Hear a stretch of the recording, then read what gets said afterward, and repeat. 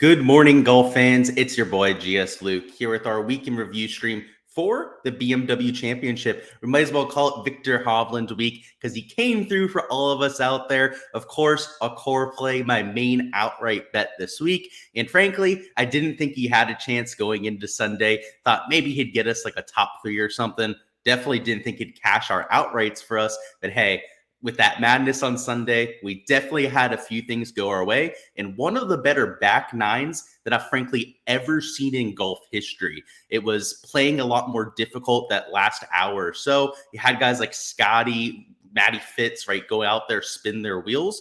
Then you had Victor Hovland go out there and birdie 7 of his last 9 holes. So cash all those tickets out there. If you guys tailed the core plays there, went out there, bet them outright. I got plus 1,800 on Monday. So some pretty crazy value on the Norwegian. And it's the third outright I've hit on the guy this year. We had our first outright at the Hero World Challenge. That one was after round 2, so maybe not quite as big a ticket as what we had here at the Memorial. And then this week, we had a good $2,000 on Victor to win. So with those winnings, we are going to East Lake in the Tour Championship.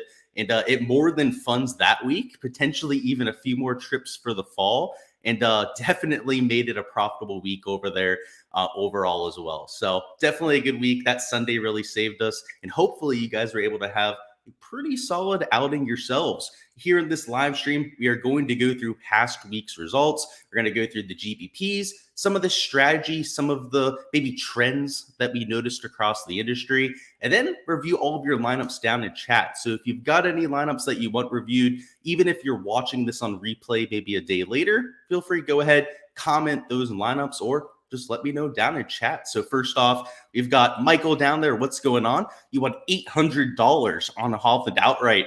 You love to see it. Good stuff, man. Tailing. You used my comp courses to see he won the Memorial and second at the PGA. Yeah, if you watched my core plays video, would have seen I pointed that out too. You want to see comp course history on the spreadsheet. Might be a little bit too much data, Michael, right? We already have like 7, 8 tabs on there. I like providing data, but I want to make it actionable. So DM me. We can talk about it potentially. It might just be too much, right? You want to make sure that the data we're giving people is very concise. They can act on it, whatnot. If you have like 15 to 20 tabs open, it might be a little bit paralysis by over-analysis, if you hear me there. What's going on, Nick? What's going on? Great week in Hovland, for sure. That really saved us, I'd say. Like that Norwegian pack. You already know we're smoking that Norwegian pack all week, Travis.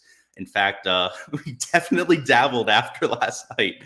Let's go through some of our results here. So we're going to start with the community contest. We'll start with a look at some of the top 5 lineups there. Then we'll go through my GPP lineups and how that all shook out and whatnot.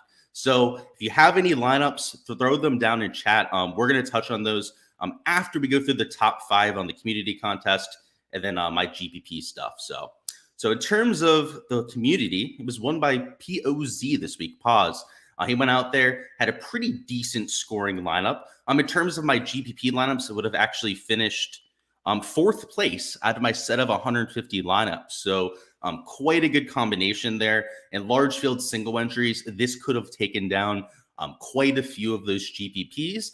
And it wasn't that crazy. I mean, you had Kurt Kitayama in there, right, who finished T40 first, so 9th, I guess actually 7th from last place after the Hideki withdrawal. It still went out there and had that performance. It guys like Matty Fitz in there, Scotty, of course, right, nearly won the golf tournament. Sanjay, Sam Burns made a ton of birdies out there this weekend.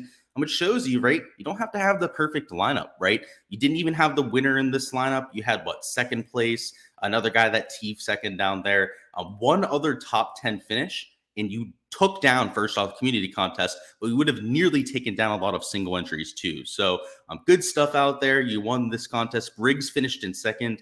I think this is the first time I've seen his name in here. So newcomer luck, I suppose, or just an absolute stud, one of the two for sure. He went out there, had Hovland. He had, Scotty up top. This lineup right down low was really where he got caught. His studs came through. I mean, even Tom Kim finished top 10, but Eric Cole, Sibu Kim, Patrick Rogers, not the best week. The reason why I point this out is it didn't matter, right? I told you guys it would kind of be that studs and duds kind of week. Even these guys that didn't score much, like a Patrick Rogers, a Kurt Kitayama, and Paz's lineup, really didn't matter, right? It was what it bought you up top. It was the fact that he could play a Fitzpatrick, Burns, Sanjay, and Scotty Scheffler together.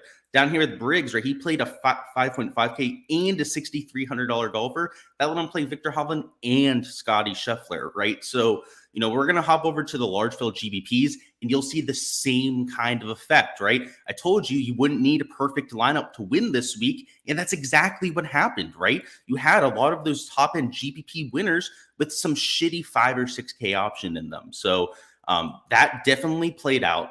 And for the Tour Championship, I think it's going to be the same thing, right? That's why we're focusing on this.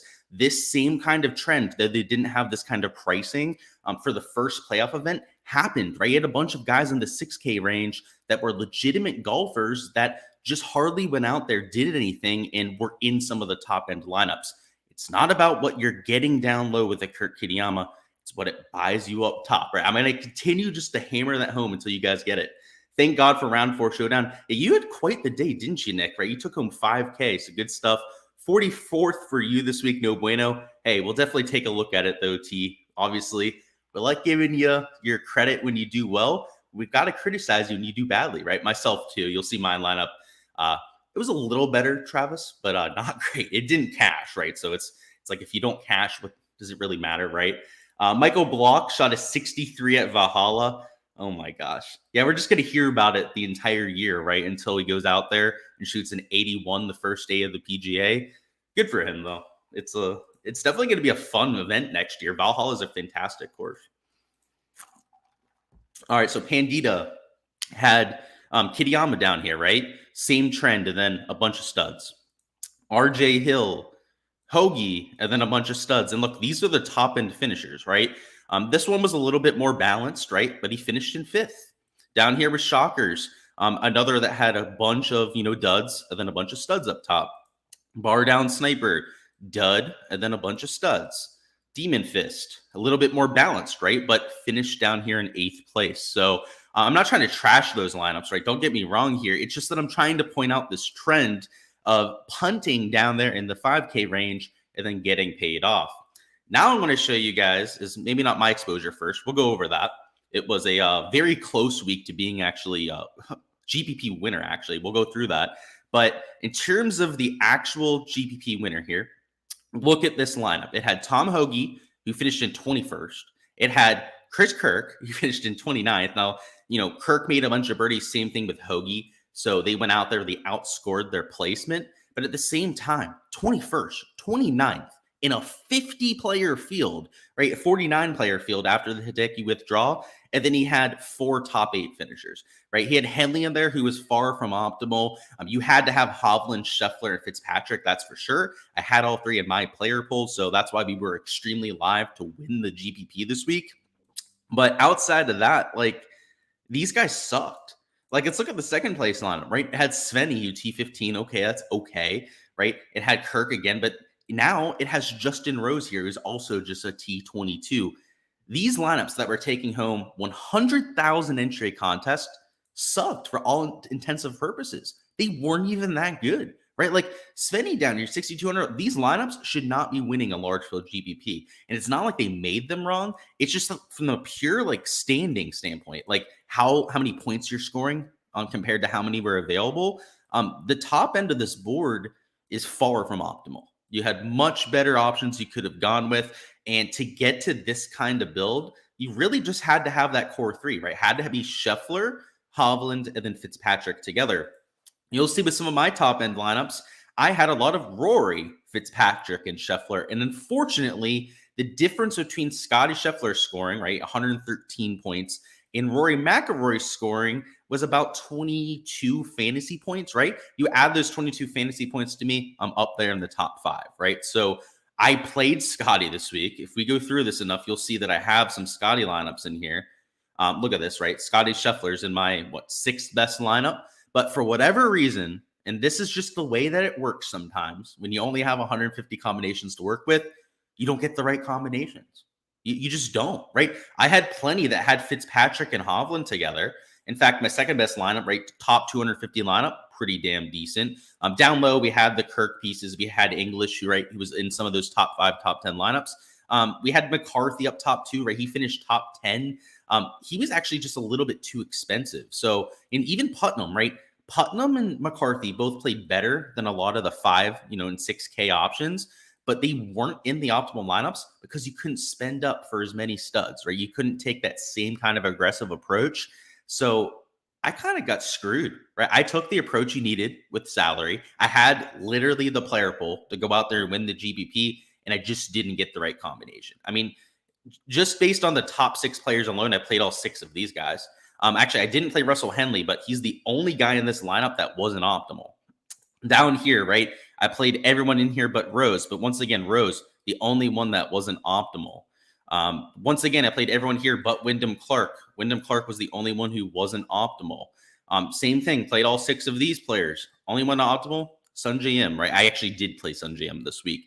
The point being that even if you have the perfect player pool, right, to win one of these kind of contests, you've got to get really lucky, right? Even if you have 20 to 30% of all the guys that you have to have. So it was a little unfortunate. I mean, I was in contention for quite some time, especially when Rory was in contention over the first 3 days. But sometimes that's the way the cookie crumbles. Victor definitely saved us a little bit, bailed us out quite a bit. Chris Kirk completely imploding, I should say, over the last 2 rounds was not great. We were in a much better situation before that happened. But again, sometimes that happens. That's just the way that DFS will work sometimes. Let's take a look at a few of your lineups down there. We'll take a look at some ownership trends here in a few minutes as well. You sent me the round 4 lineup. Yeah, I'll take a look at it, Nick.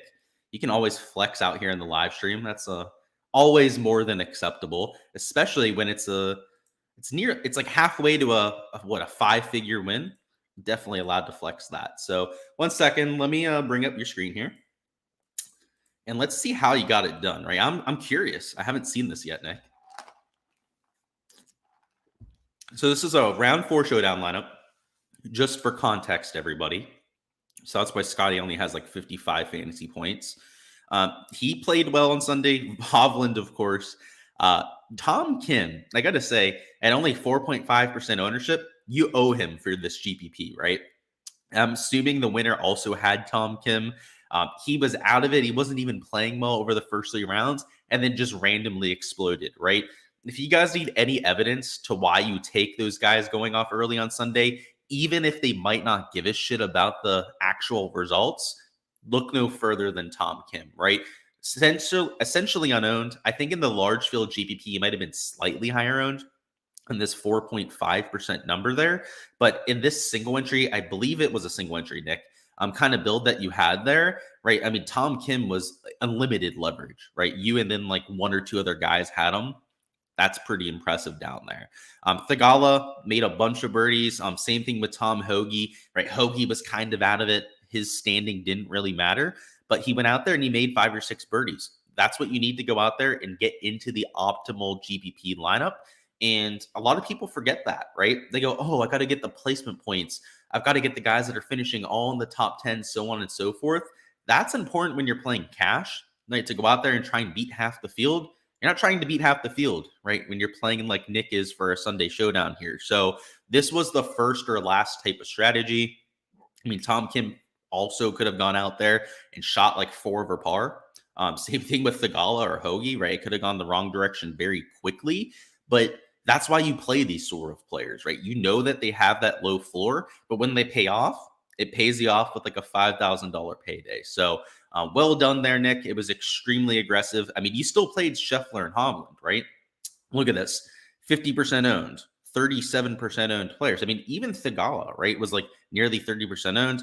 He was lower owned in most of the GPPs. So just, I guess some of the higher dollar, sharper players were more getting to Thagala. So you can group yourself in with those there, Nick, since you played them there at 28%. But you had the players to offset it, right? You had the Kims, the Cam Davis, especially like the Hoagie down there. I think you were probably the only one to play him if it was 2.25%. And this is 4.5%. I'm assuming that you might have been the only one. That's definitely a valid way to go about it. So I like the lineup, man. No real constructive criticism to give you because you won all that money and lineup looked pretty damn solid to me, if you ask me. $250 four max. Okay, so there might have been a few people that played Tom Hoagie, but I love it. Kim looked like you found something Saturday, so you put him in. Very valid. I didn't see that. I wish I did, Nick. You should have pointed it out to me. That would have been pretty sick. But hey, either way, right? You're playing against me in some of these GPPs. I get it.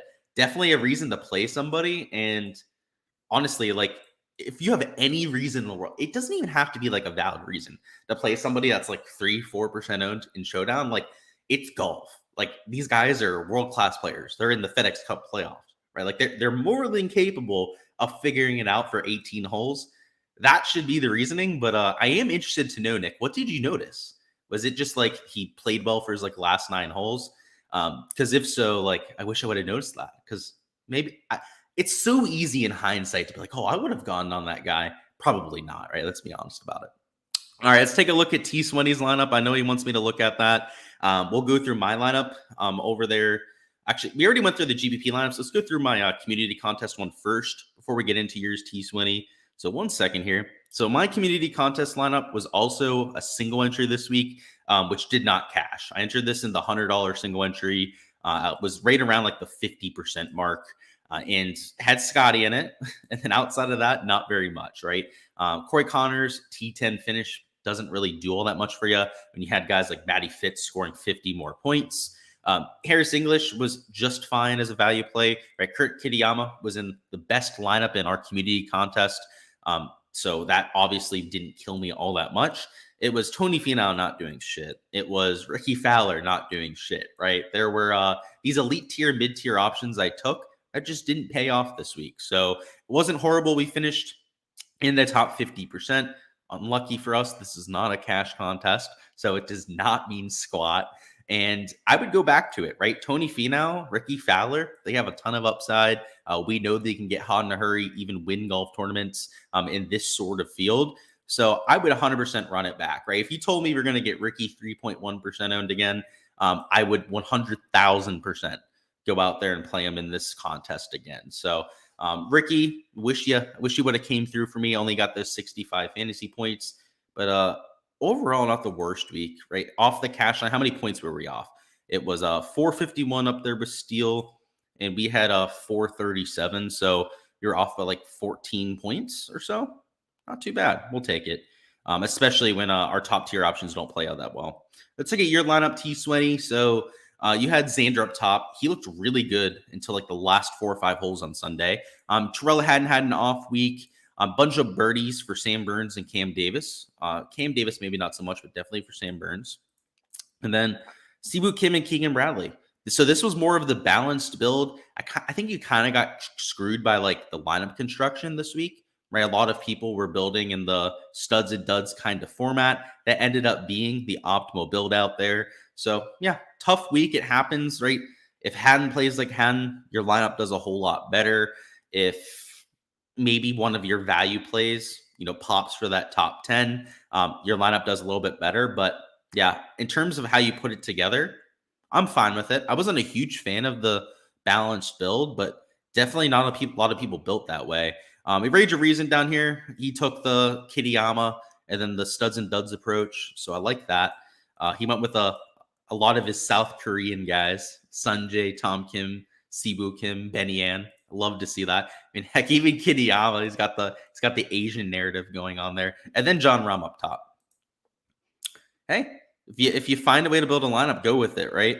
Any other people? Oh, there's Nick's lineup. Nick, hey, if we're gonna give you props, we gotta look at your lineup in this contest too, right? A little bit more balanced. You had a lot of the same players as Travis actually over there with like Xander, Haddon, Cam Young, and whatnot. I was with you on Cam Young. Very average week. Down here in the bottom tier range, I also loved Finau, Siwoo, and Adam Schenk, and they all pretty much didn't do shit. So yeah, this is just an unlucky lineup, right? I played all these guys too. I think everyone but Xander was in my personal player pool this week, and yeah, I feel your pain on those guys. Like they were at least in my opinion. I mean, I might be wrong about it. I thought they were really good plays. They just didn't work out. Anyone else? Nope. We'll probably leave it at that. Let's see. Any lineups down in chat? If not, we're going to go out there and make our course breakdown. Let's see. You would have said something oh, I see what you're saying. Yeah, if you said something, you're right. He probably would have shot +4. That's normally how it works. Kim shot a 31 on the back nine Saturday. Only bogey was on 18. Yeah, makes perfect sense. Yeah, I kind of figured it was just like a back nine resurgence. Those definitely make sense. That lineup looks a lot like yours, T-Swin. Yep. You guys had nearly identical lineups. It happens, right? Sometimes you take a gamble on something and it doesn't work out. Xander was a decent play. I mean, he almost paid off for you guys. It's just I think you built your lineup incorrectly in terms of lineup construction, right? Like I guess we'll end on this note because I think it's important, right? Something that I noticed a few no cut events this year, and then specifically for Southwind, right? When it was 70 players, I started to notice it. It was like it didn't even matter who you were taking down low. So that's why I like pointed out earlier this pause guy and like all these guys on the top, right? That had like these shitty 5K players in their lineups. I mean, even the GPP winners, right? Like there's a reason why I was pointing out that he had like Tom Hoagie, who did literal nothing this week in terms of fantasy points. Is I don't know, in these no-cut events, when it's such a strong field, it's like you have to play all these top-end guys, and you just have to jam in as many of them as possible. Perhaps consider that for the Tour Championship, right? It's like it's the same situation on steroids, right? We're going to have guys like it's what Scheffler's in first, and then Hovland starting two, Rahm, and then Rory McIlroy right up there in fourth place. Like you're going to have to play some of those guys, probably at least two, maybe even three of them to go out there and win. I know the salary is going to be even more wonky. I think we're going to have guys down to like $4,000. Like I'm going to play a bunch of those guys. Just I don't even care how they do. Like if they end up actually shooting like -10 or -15 over the week at Eastlake, fantastic, right? You're going to have them, but like I think I'm just going to play a bunch of them, spam them into lineups again, just to play these top end guys. Like it feels like I don't know. I've noticed it a few times. It's happened like 4 or 5 straight times when we've had these no cut events. It kind of feels like that's the strategy to go with. All right, we'll leave it at that. You got your GPP lineup. Yeah, let's look at it. We have time here. Let's see where are we at. There we go. I thought it was the same lineup, but it's not. Cool. Let's look over it. So this was a $5 big GPP, right? The one that I'm in actually, and then it was in first on Friday, not so much over the weekend. Yeah, I think I had a lineup that looked a whole lot like this. So I didn't play Wyndham or Homa. I did play English, Kirk, Hovland. I think my version might have had like Scotty and then one more value play, right, to make that work in terms of salary instead of those two. But yeah, I had a lot of lineups that looked like this, man. Like mine that finished in 95th place that I showed you earlier. That was up there in the top 100, right? It had Kirk in it. That guy just completely hosed us. I mean, he had some ownership, or he was like 12% owned, but you know, down there at his price tag, like that was just the nuts. I mean, you had Homa, who was obviously up there in first place over the first 2 rounds. Wyndham Clark, I guess he didn't really fall off all that much. It was mostly Homa and then mostly Kirk that got you, huh? I like the lineup construction though. You had same Burns for some differentiation. Even the guys like English, Clark, right, gave you some differentiation. Yeah, I like this a lot in the large field GPP. This was, I mean, it was kind of balanced, right? It wasn't that much of a studs and duds, but you had enough of these bottom tier guys, especially the ones that paid off. It's crazy to me that they had Tom Hoagie in the GPP winning lineup, and it won $100,000 this week.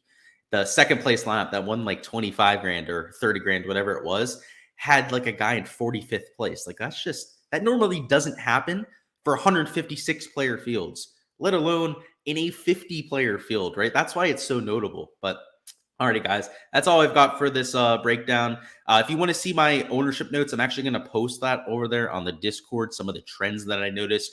But there weren't that many this week to note. It's a no-cut event. It's kind of condensed ownership, so there wasn't all that much wacky stuff that happened. The main thing I noticed in terms of ownership is that nobody got outrageously owned.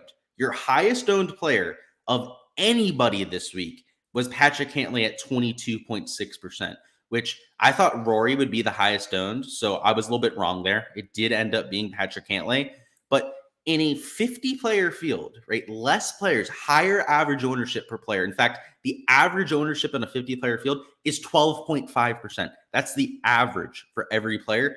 The highest was 22.5%. So once again, ownership doesn't matter. Literally does not matter in these type of events. And you've just got to play all the top end guys. So if I learned anything from the first 2 weeks of the playoffs, it's play whoever the hell you want for a no-cut event. And I legitimately mean that. I'm going to start preaching that on weeks like this and just take all the studs.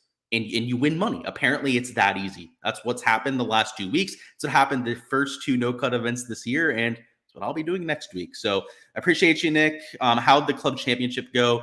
We ended up winning, but not by the 5 to 10 strokes. So it worked out.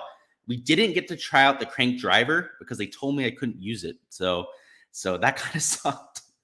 Yeah, all you guys finished top 20 in that. Yeah, I mean, you can't ask for much more than that, right? Like, they had guys finishing in 45th in their lineups, didn't win the large. I mean, in their lineups, won the large field GPP. I guess so unlucky. All right. I'll see you guys later for the course breakdown, and I'll see you guys at East Lake for all the content this week.